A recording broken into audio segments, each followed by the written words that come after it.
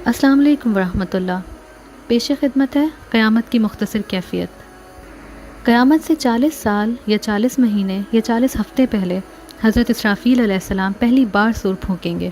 اس کی آواز اس قدر دہشت ناک اور خوفناک ہوگی کہ تمام جاندار چیزیں، انسان، چرند پرند، زمین کے اوپر رہنے والے اور اندر رہنے والے اس ہولناک دہشت اور خوف سے کانپنے لگیں گے۔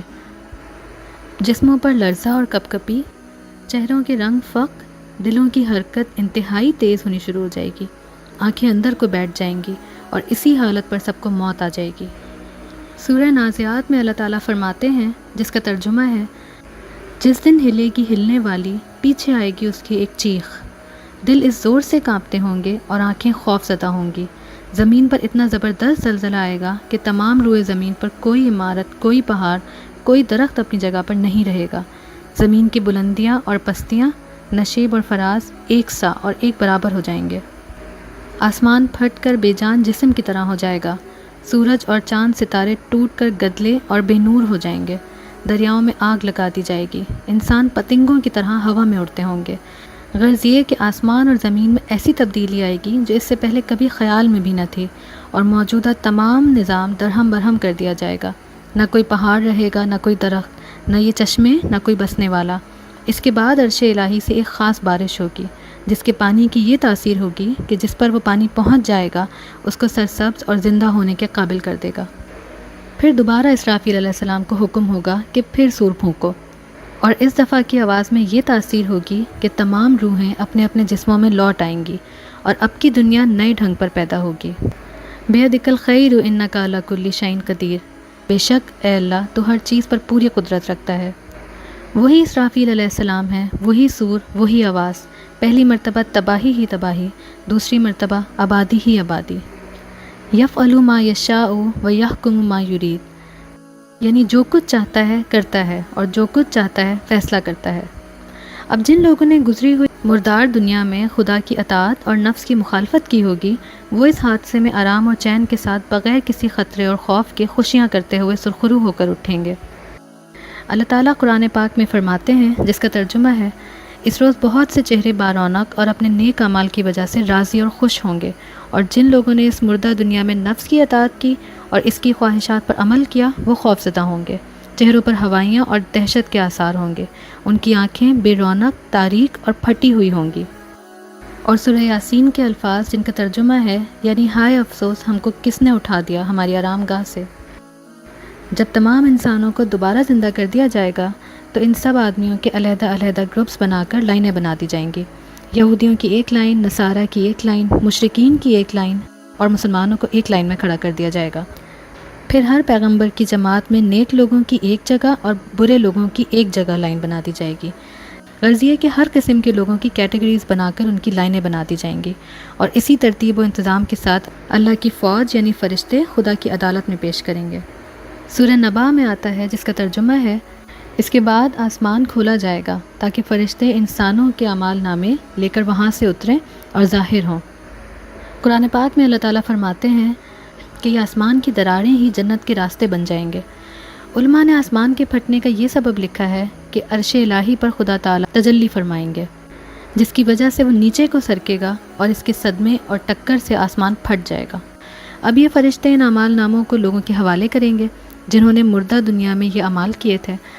اور ان اعمال ناموں کے حوالے کرنے کی یہ ترتیب ہوگی کہ فرما برداروں کو رائٹ سائڈ پر اور نافرمانوں کو لیفٹ سائڈ پر دیا جائے گا۔ سورہ واقعہ میں آتا ہے، جس کا ترجمہ ہے، پھر جس کے رائٹ ہینڈ میں اعمال نامہ دیا جائے گا وہ خوش ہو کر فرشتوں سے کہے گا، لو پڑھو میری کتاب جس میں میری سراسر بھلائی ہی بھلائی ہے۔ میں دل سے یقین رکھتا تھا کہ آخرت میں مجھے حساب دینا ہوگا، اس لیے دنیا میں اپنے نفس کا تابعدار نہ تھا بلکہ خدا کی فرما برداری کا خیال رکھتا تھا، اور ایسا ہی شخص پسندیدہ عیش و آرام میں ہوگا، اور اسی پر بس نہیں کریں گے بلکہ اونچے مرتبے والی جنت میں داخل ہوگا، جس کے مکانات عمدہ، فرش نفیس، برتن سونے چاندی کے ہوں گے، اور وہاں پر نہریں جاری ہوں گی، فوارے ابلتے ہوں گے، درخت سرسبز ہرے بھرے پھولوں سے اس قدر لدے ہوئے ہوں گے کہ جھکتے ہوں گے، اس طرح سے کہ جس پھل کی طرف جنتی اشارہ کرے گا اس پھل کا درخت اپنی ٹہنی پھل سے لدی ہوئی اس کے پاس لے آئے گا، اور ان کو خوشخبری دی جائے گی کہ کھاؤ اور پیو، خوب مزے لے لے کر اس چیز کا بدلہ جو تم نے گزشتہ ایام میں مردہ دنیا میں اپنے نفس کے خلاف اور اپنی خواہشات کو چھوڑ کر اپنے اصلی مالک کی اطاعت کی۔ یہاں پر ایک سوال پیدا ہوتا ہے کہ نیک لوگوں کے اعمال نامے ان کے رائٹ ہینڈ میں کیوں دیے جائیں گے؟ تو اس کا جواب ہے کہ رائٹ ہینڈ لیفٹ ہینڈ پر غالب رہتا ہے۔ اس ہاتھ میں دینے کے اندر اشارہ ہے کہ اس کی نیکیاں غالب اور وزنی ہیں اس کی برائیوں پر۔ اسی طرح وہ لوگ جن کے اعمال نامے لیفٹ ہینڈ میں دیے جائیں گے وہ انتہائی حسرت کے ساتھ کہیں گے کہ اے کاش یہ اعمال نامے ہم کو نہ ملتے اور ہم کو خبر نہ ہوتی کہ ہمارا کیا کچھ حساب ہے، کیونکہ اعمال نامے دیکھ کر ان لوگوں کو اپنی بدعمالیاں یاد آئیں گی اور اس سے ان کی روح کو صدمہ پہنچے گا، تو یہ حسرت کے ساتھ کہیں گے اے کاش دنیا کی موت ہی میرا فیصلہ کر دیتی اور میں دوبارہ زندہ نہ ہوتا تو اس عذاب میں مبتلا نہ ہوتا۔ ہائے افسوس، میرا مال میرے کچھ کام نہ آیا، میں کیا کروں، میں برباد ہو گیا، میرا زور اور میری قوت سب بیکار ہو گئی۔ یہاں پر ایک اور سوال پیدا ہوتا ہے، وہ یہ کہ اگر مجرمین یعنی گناہگار لوگ اپنے اعمال نامے دیکھ کر خدا کے سامنے انکار کر دیں تو پھر اس کا کیا انتظام ہے؟ تو اس کا جواب یہ ہے کہ اول تو یہ لوگ اپنے اعمال نامے دیکھ کر خود ہی شرمندہ اور خوفزدہ ہو جائیں گے، کیونکہ ان کے اعمال ناموں کے ساتھ ہر جرم کی تصویریں بھی ان کے سامنے ہوں گی۔ یہ بالکل ایسے ہی ہے جیسے آج ہماری دنیا میں اگر کوئی شخص چوری کرتے وقت پکڑا جائے اور اس کی پکچر لے لی جائے اور جب یہ ملزم عدالت میں پیش ہو اور پولیس اس کی رپورٹ پیش کرتے وقت اس موقع کی جو پکچر لی گئی تھی وہ بھی دکھا دے، تو کیا ملزم اپنے فعل سے انکار کر سکے گا؟ بالکل بھی نہیں۔ دوسرا اس کا یہ بھی تعویل دی جا سکتی ہے کہ زمین پہ جو بھی جرم یا نیکی کی جائے گی یہ زمین اللہ کے سامنے سب کچھ ظاہر کر دے گی۔ سورہ زلزال میں آتا ہے یومئذ تحدث اخبارہا، یعنی اس روز زمین اپنے اوپر کیے ہوئے تمام اعمال کو بطور سلطانی گواہ کے ظاہر کر دے گی۔ سورہ یاسین میں آتا ہے جس کا ترجمہ ہے اور خود بخود ان کے ہاتھ پاؤں ان کے خلاف گواہی دینے شروع کر دیں گے، بالکل ایسے جیسے اللہ تعالیٰ ان کے ہاتھ پاؤں کو بولنے کی طاقت دے کر ہمارے خلاف ہمارے ہی ہاتھ پاؤں کو گواہی میں پیش کریں گے،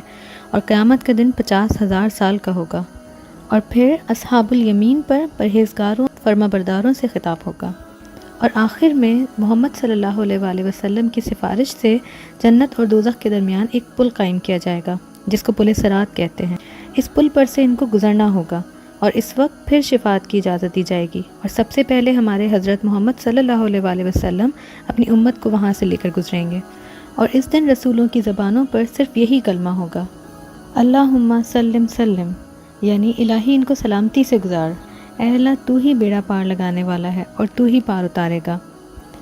پیغمبروں کی اطاعت کرنے والے مسلمان نبی علیہ السلام کی شفاعت کی بدولت اپنے اپنے اعمال اور درجے کے مطابق اس پل کو اس طرح عبور کریں گے کہ بعض تو پلک جھپکنے کی مدت میں اس کو پار کر لیں گے اور بعض بجلی کی طرح گزر جائیں گے، اور بعض لوگ ہوا کی طرح ذرا سی دیر میں یہاں سے پار ہو جائیں گے،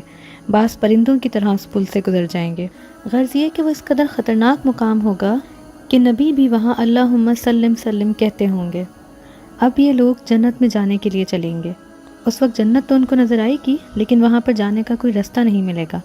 تب یہ لوگ حضرت آدم علیہ السلام کے پاس آئیں گے اور ان سے کہیں گے اے ہمارے باپ جنت کا رستہ کھلوا دیجئے۔ آدم علیہ السلام فرمائیں گے بھائی میں اس کا اہل نہیں، تم ابراہیم علیہ السلام کے پاس جاؤ۔ اے چین و آرام پانے والے نفس، تو اپنے رب کی رحمت کے سائے میں چل، اس طرح کہ تو اپنے مولا سے خوش ہو اور مولا تجھ سے راضی ہو، اور میرے خاص بندوں میں شامل ہو کر میری جنت میں داخل ہو۔ اور یہ لوگ وہاں سے گزر کر گروپس کی صورت میں جنت کی طرف روانہ کیے جائیں گے، اور جب جنت کے پاس پہنچیں گے تو اس کے دروازے ان کے انتظار میں پہلے ہی کھلے ہوئے ہوں گے